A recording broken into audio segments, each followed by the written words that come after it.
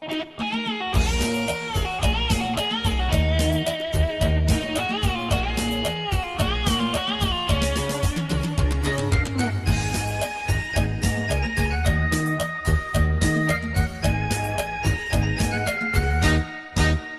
มสีสะเกด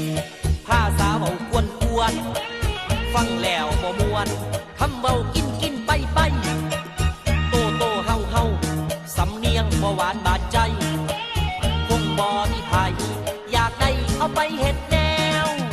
ตายกูตายเป็นตายอยากอ้ายแท้สาวบ่แลจักสิเฮ็ดจังได้แล้วบัดยามผิดหวังมานั่งกอสอบ้านแนว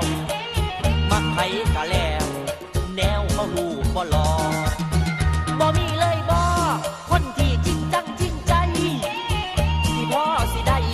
ให้มีความหวังแน่นอนหักเดียวใจเดียวต่อกันบ่ตัวบ่หลอสิให้แม่ให้พ่อไปขอเนื้อเย็นหนุ่มสีสะเกดเว้าหยังกะเว้าตรงเสียงดังโป่งแต่ว่าตัวคนบ่เป็นความดีภายใน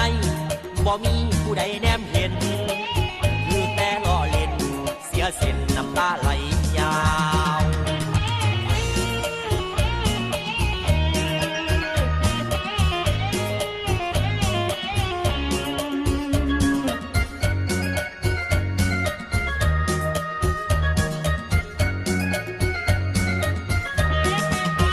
บ่มีเลยบ่